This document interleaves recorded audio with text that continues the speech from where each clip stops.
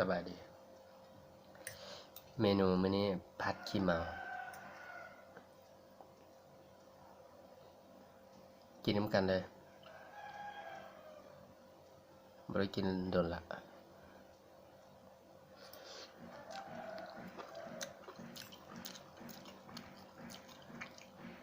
ผัดขี้เมาไวๆเฮ็ดเอง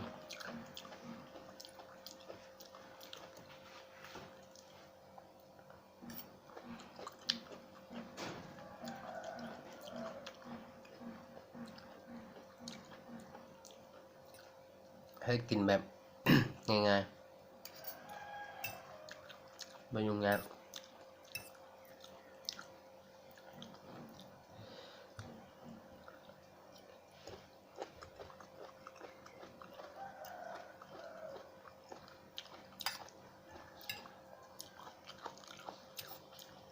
มักเผ็ดก็ใส่เผ็ดมักบ่เผ็ดก็ใส่บ่เผ็ดผัดขี้เมาสูตรตามใจ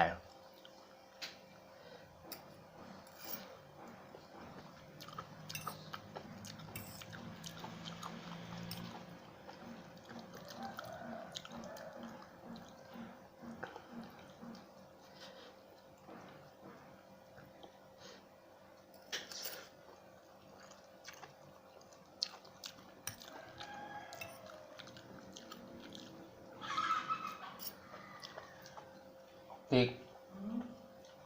บ่กินหรออยู่หม้อหั่นเด้อปะอยู่หม้อหั่น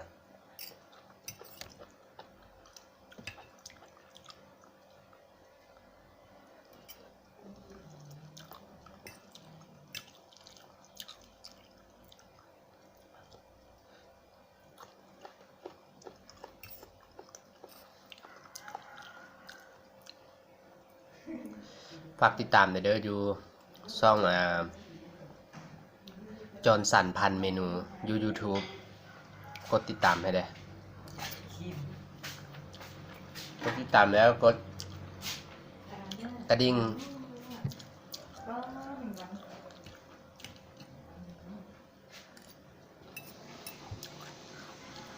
เพราะว่าจะบ่ได้พลาด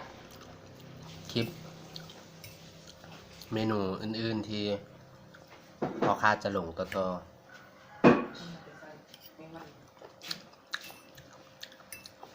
จะมีคลิปกินคลิปไปเที่ยวลงไปตามที่ว่ามีโอกาสได้ไปบนนั้นบนนี้ก็จะถ่ายคลิปลงให้ได้เห็นกันบางคนไม่ได้ออกไปใช้เบิ่งคลิปเอาก็ได้เบิ่ง เวลาเบิ่งคลิปแล้วอยากกินจะว่าเป็นคลิปเมนูอาหารที่พ่อค้าลงฉันลงคลิปแล้วอยากกินกะสั่งได้เนาะเพราะว่าพ่อค้ามีอยู่ห้านเนาะ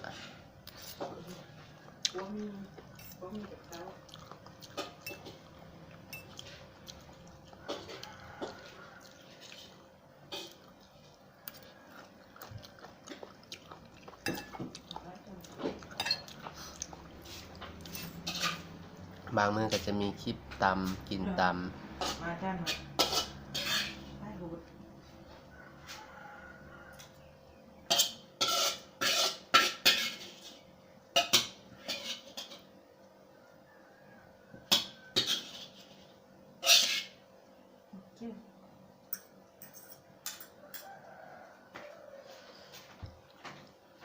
เพิ่มย่านบ่อิ่ม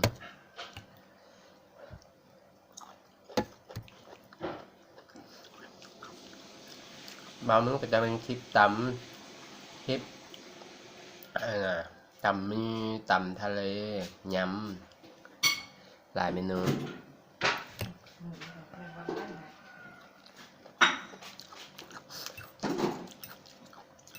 แบบแซ่บๆจะลงแต่แบบแซ่บๆ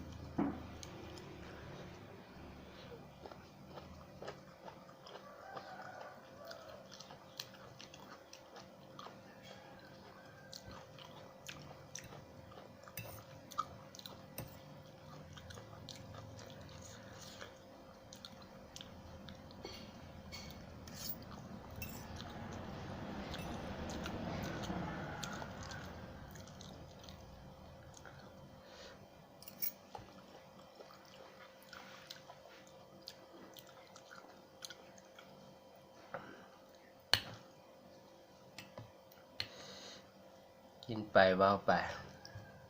ตามสไตล์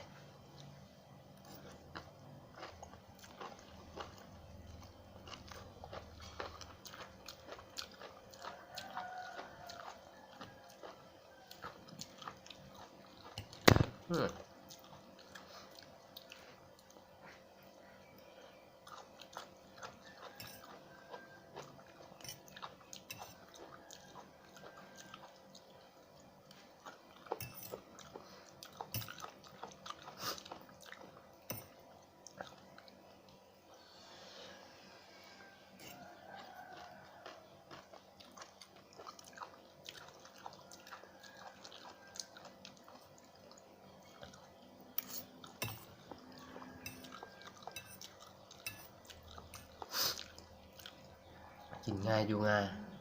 กินได้ทุกอย่างได้ทุกเมนูแบบสบายสบาย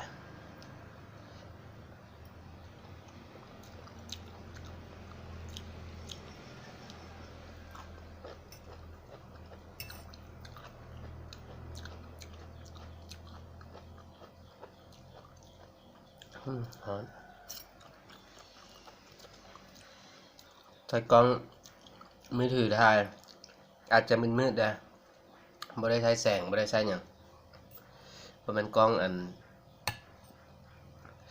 รุ่นราคาแพงๆเขาเจ้าน่ะถ่ายบ่มีเงินซื้อ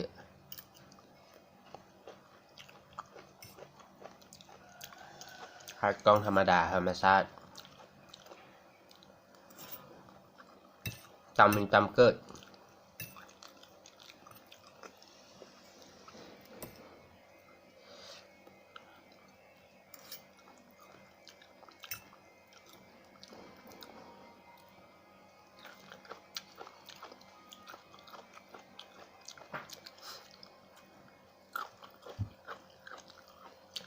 ฮะ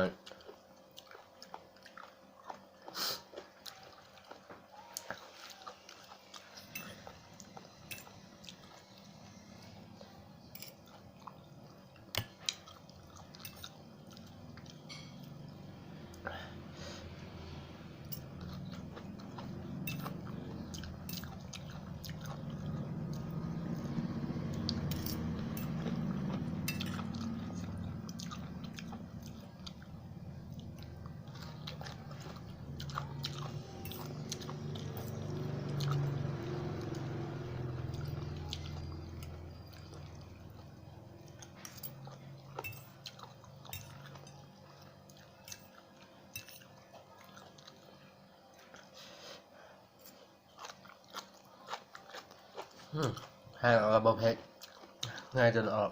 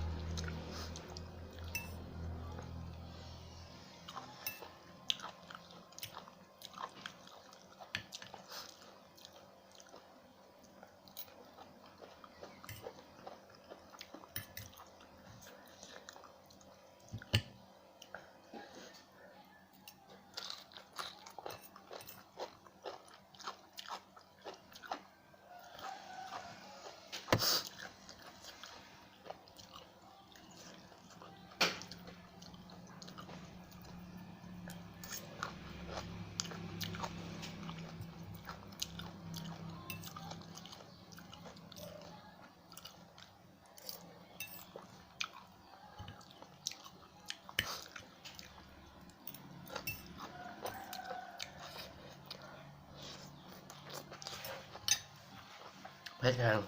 กินน้ำเปล่า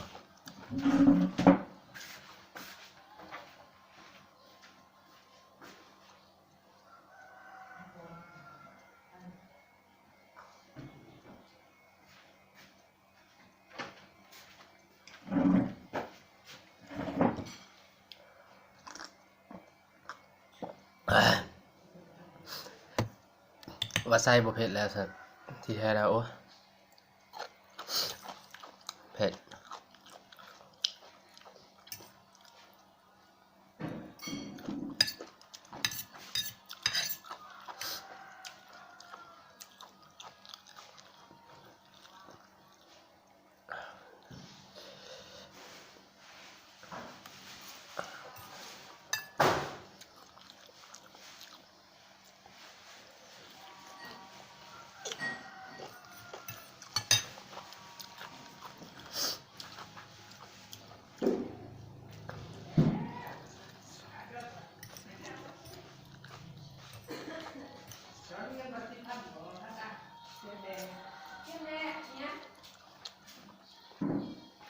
มาช่วย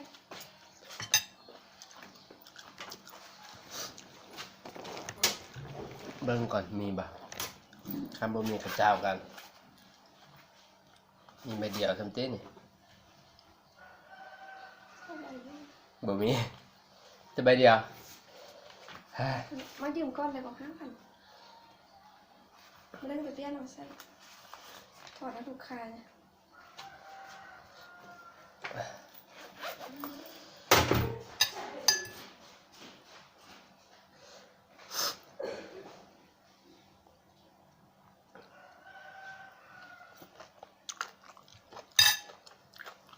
เขาจะมาขอเปลี่ยนเงินบ่มีเงินให้เขาเปลี่ยนครับ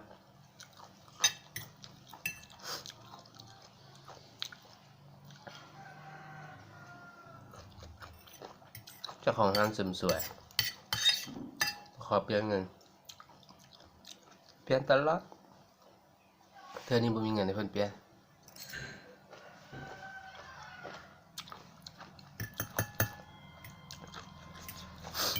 เหงื่อ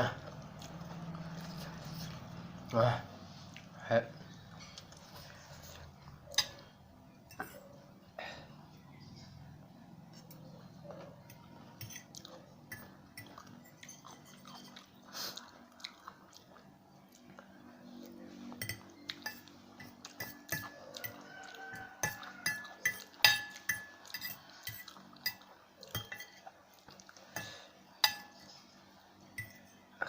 คันท่านผู้ชมเข้ามาเบิ่งคันเห็นคลิปนี้มืดๆก็บ่ต้องตกใจเด้อเพราะว่าบ่ได้ใต้ไฟเด้อกล้องกับกล้องธรรมชาติ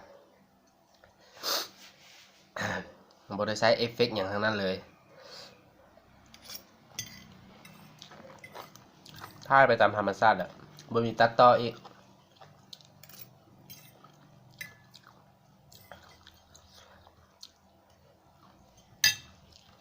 จังใดก็อย่าลืมกดติดตาม